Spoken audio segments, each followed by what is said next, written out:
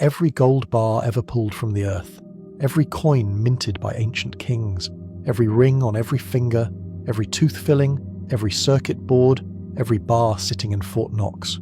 Put it all together in one place, and you'd have a cube. Just one cube, 67 feet on each side, that's it.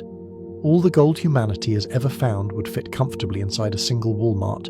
And yet, for that modest pile of metal, empires have fallen, civilizations have been erased, millions have died, men have crossed frozen wastelands, sailed into unknown waters, murdered their brothers, all for a rock that doesn't feed you, doesn't shelter you, doesn't keep you warm, a rock that, chemically speaking, is almost completely useless. So why does this one element, atomic number 79, hold more power over human behavior than almost anything else on Earth? Why right now, as I'm speaking to you, is gold trading at nearly 4,400 per ounce, an all-time high? Why are central banks around the world quietly stockpiling it like never before? The answer isn't in the metal itself, it's in us. This is the story of the greatest psychological trick humanity ever played on itself. A story that begins with exploding stars and ends with the Federal Reserve.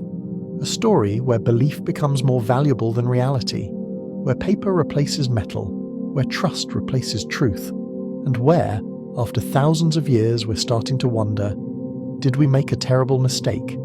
Because right now, something is shifting. The old certainties are cracking, and gold, that ancient shiny rock, is reminding us of a truth we forgot. Let's go back, way back, 4.5 billion years ago. Before humans, before life, before the continents existed, Earth is a molten hellscape still cooling from its violent birth, and somewhere out in the cosmic dark a star is dying. Not just any death, a supernova, an explosion so violent it forges elements that shouldn't exist. Heavy metals, rare metals, gold. That gold gets flung across the universe, eventually catching a ride on asteroids that slam into our young planet. Over billions of years, geological forces push some of that gold close to the surface. Rivers carve through rock, exposing tiny glimmers of this strange metal. And one day, maybe 6,000 years ago, a human sees it, picks it up, and something happens in their brain. It's yellow, like the sun, like fire. It's heavy, dense, solid. You can hammer it thin without breaking it, shape it, work it. It doesn't rust, doesn't corrode, doesn't tarnish. It is, in every practical sense, eternal. The ancient Egyptians called it the flesh of the gods. The Incas believed it was the sweat of the sun. In China, emperors consumed it, hoping to become immortal. Spoiler, it didn't work. But here's what's fascinating. Every major civilization on Earth, developing independently, separated by oceans and thousands of miles, all came to the same conclusion about gold. It was special, sacred, valuable. Not because it did anything useful, but because it existed in this perfect sweet spot of properties that made human brains light up. Rare, but not too rare. Beautiful, but indestructible. Divisible, but precious. Gold became the first thing humans agreed on globally. Before the internet, before trade routes, before written language. Somehow, instinctively, we all looked at this metal and said, this matters. That's not economics, that's psychology. Now let's talk about cows. Yes, cows. Because before gold, before coins, before money as we know it, humans used practical things to trade. Barley, salt, shells, and cows. Cows made sense. You could eat them, breed them. They walked themselves to market. They were literally useful. This is money at its most basic, a thing everyone needs that you can trade for other things. But cows have problems. They die. They're hard to divide. You can't exactly carry 10 cows in your pocket. So humans started looking for something better, something portable, durable, divisible, enter gold. Here's where the magic happens. Here's where we make the first great leap. Gold doesn't feed you, it doesn't shelter you. But if I believe it's valuable, and you believe it's valuable, and everyone believes it's valuable, then it becomes a system. I trade my wheat for your gold, knowing I can trade that gold for salt tomorrow. You accept my gold, knowing someone else will accept it from you. The metal itself hasn't changed. Its practical utility is almost zero. But our collective belief has turned it into something more powerful than any cow. Money. not because of what it is, but because of what we believe it means. By 600 BCE, the Lydians in ancient Turkey are stamping gold into standardized coins. Soon, from Rome to China, from Africa to the Americas, gold and its cousin silver become the dominant forms of money across the known world, and humanity collectively agrees this shiny rock is how we measure value. This is the foundation of everything that comes next. Fast forward to 1519, the Spanish conquistador Hernán Cortés lands on the shores of what is now Mexico. He meets the Aztec civilization at the height of its power. Millions of people, sophisticated agriculture, monumental architecture, and gold. Lots of gold. The Aztec Emperor Moctezuma greets the Spanish with gifts. Gold statues, gold jewelry, gold masks. He's being generous, diplomatic. To the Aztecs, gold is decorative, ceremonial, sacred, yes, but not economic. They don't use it as money. They use cacao beans for that. But to the Spanish, gold is wealth itself. It's currency, it's power, it's everything. One Spanish soldier writes this down, and I want you to really hear it. We Spaniards suffer from a disease of the heart that can only be cured by gold. A disease of the heart. That's not greed. That's obsession. That's madness. And that madness drives them to commit genocide. They slaughter the Aztecs with steel and smallpox. They tear apart temples, melting down sacred artifacts into uniform bars. They spend the next century ripping through the Americas, chasing rumors of golden cities, El Dorado, Cibola, the 7 cities of gold. Most of these places didn't exist, didn't matter. The fever had taken hold. And here's what's crucial to understand. Gold didn't just move markets, it moved people. It emptied entire European villages as men sailed to their deaths. It built the Spanish Empire, funded cathedrals, started wars. Pirates prowled the Caribbean, hunting treasure ships. In 1848, a man finds gold flakes in a California river, and within months 300,000 people flood westward. The 49ers. They abandon farms, families, everything, for a chance at striking gold. Most found nothing. Many died trying. But the ones who did find it, they became legends. And that's the thing about gold fever. It's not rational. It's a gamble, a lottery, a shot at transforming your entire life. Gold became the ultimate symbol of possibility, of escape, of sudden, shocking wealth. And that psychological power, that belief that your life could change with one lucky find, that drove human migration more effectively than any government policy ever could.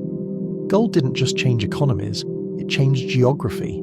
By the late 1800s, the fever had evolved into something more structured, more civilized. Nations across the world adopted what's called the gold standard. Here's how it worked. Your government issues paper money, but that paper is backed by real gold sitting in a vault. $20? That's worth exactly 1 ounce of gold. You could, in theory, walk into a bank, hand them a $20 bill, and walk out with 1 ounce of gold. The paper was just a receipt, a promise. The gold was the real thing. This system had benefits. It prevented governments from printing unlimited money. It kept inflation in check. If you wanted to issue more currency, you needed more gold. Simple, stable, predictable. But it also had a dark side, because your economy's flexibility was now handcuffed to a finite resource dug out of the ground. And in 1929, that became a disaster. The stock market crashes. Banks fail. People panic. The Great Depression begins. And here's the Federal Reserve, America's central bank, staring at a burning economy, holding a fire extinguisher. But they can't use it. Because they're on the gold standard.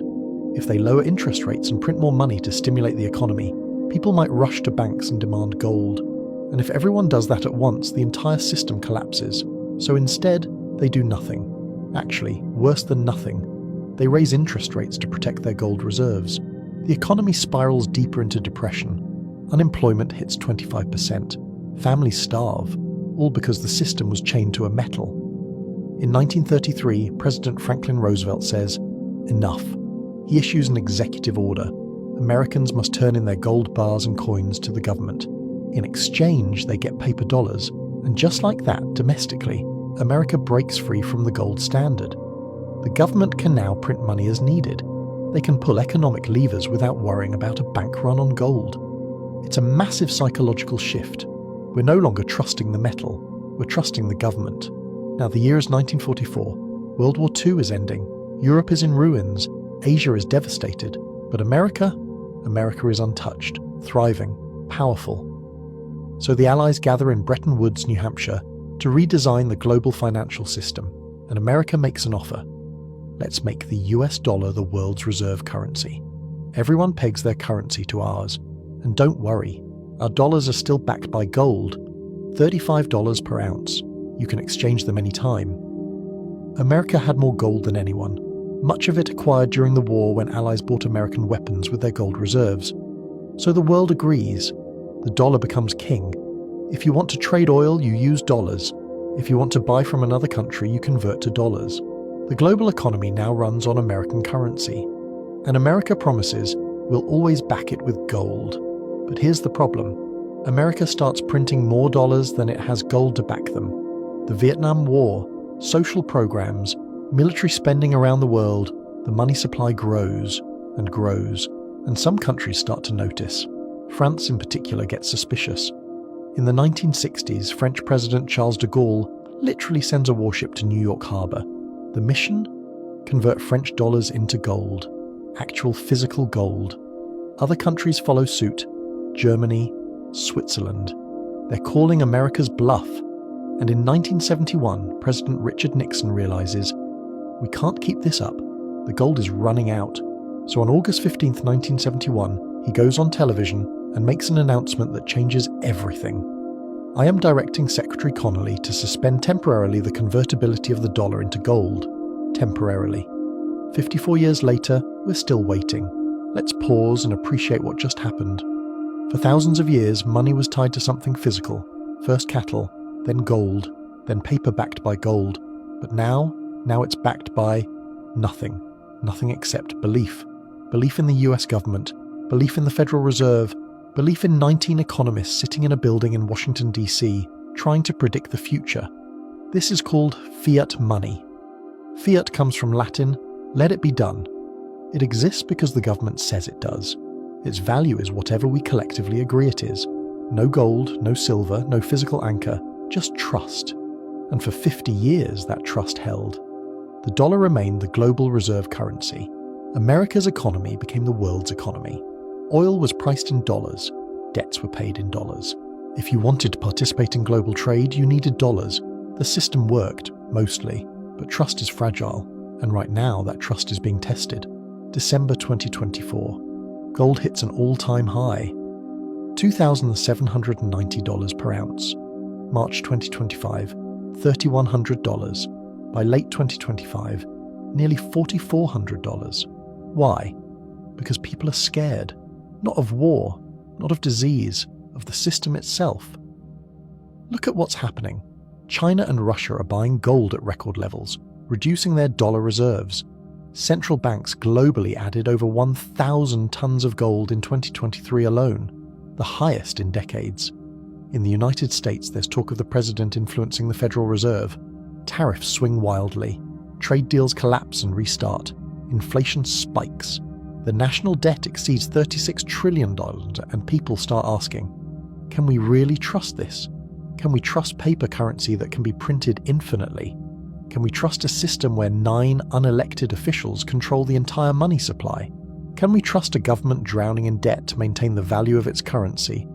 Gold doesn't ask you to trust anyone. It just exists. It's the same today as it was 6,000 years ago. No government can print more of it. No central bank can devalue it with policy. It is, in the most literal sense, outside the system. And when the system feels unstable, people return to what feels solid. They return to gold. But there's another option now. Bitcoin.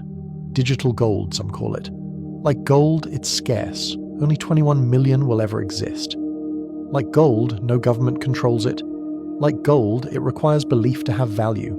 But unlike gold, it doesn't exist in physical form. It's pure information, code, mathematics. And increasingly, people, especially younger generations, are choosing it over gold. They see Bitcoin as gold 2.0, portable, divisible to 8 decimal places, impossible to seize. In countries with collapsing currencies, Venezuela, Lebanon, Zimbabwe, Bitcoin isn't speculation, it's survival. But Bitcoin is volatile. unproven over long time frames. Gold has 6,000 years of history.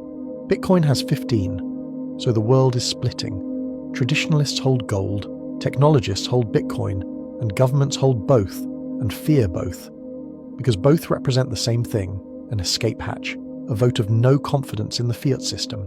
Here's what they don't teach you in economics class. Money has always been a belief system. From the very beginning, from cattle to gold to paper to digits on a screen, money only works because we believe it works. The US dollar isn't valuable because of gold in a vault. It's valuable because the US military ensures global stability, because the US economy is productive, because oil is priced in dollars, because everyone else believes it. The moment that belief cracks, the entire system fractures, and that's what makes gold so psychologically powerful. Gold doesn't require trust in institutions. It requires only one thing, the belief that someone else will also believe. And for 6,000 years, that belief has never fully died. Even during the peak of the fiat era, the 1980s, 1990s, early 2000s, central banks kept their gold. The US still holds over 8,000 tons. Germany holds 300 tons. Why? If fiat currency is so stable, why keep the gold? Because deep down, they know. They know that when everything else fails, gold is the reset button. It's the fallback, the last line of defense. So where does this leave us? Standing at a crossroads. On one side, the fiat system. Flexible, modern, controlled by experts trying to balance growth and stability. On the other side, the old gods, gold, Bitcoin. Assets that exist outside government control. For 50 years, fiat won. The economy grew, living standards rose, the system worked. But now the cracks are showing. Debt is unsustainable. Inflation is eroding savings. Trust is eroding faster. And people are quietly moving back toward the exits. Not abandoning the dollar entirely, but hedging. Buying gold, buying Bitcoin, buying anything that isn't tied to a printing press. The central banks see this. That's why they're buying gold too. Not to use it, not to back currency, but to have it, just in case. Because history has taught them one lesson above all others. Empires fall, currencies collapse, systems fail, but gold endures. Let me leave you with this thought. The story of gold is the story of us. It's a mirror reflecting our deepest fears and greatest hopes. Our fear of chaos, our hope for security, our fear of betrayal, our hope for something permanent. For 6,000 years, we've projected our anxieties and dreams onto this one metal. We've killed for it, died for it, built civilizations on it, and now, in 2025, as the world feels more uncertain than ever, we're turning to it again. Not because gold has changed, but because we have. We're remembering that trust is earned, not given. That systems built on belief can collapse as quickly as they rise. That sometimes the oldest answer is the right answer. Gold won't save you from economic collapse. It won't fix a broken system, but it will survive it. And maybe that's enough. Because in the end, gold isn't just a metal, it's a bet. A bet that no matter what happens next, no matter what currencies rise and fall, what governments come and go, there will always be someone, somewhere, who looks at that shiny rock and thinks, this matters. And as long as that's true, gold will never lose its power over us. If this gave you a new perspective on money, power, and the hidden forces that shape our world, subscribe. And if you have come this far, please comment down your perspective about gold being more tangible than the fiat currency.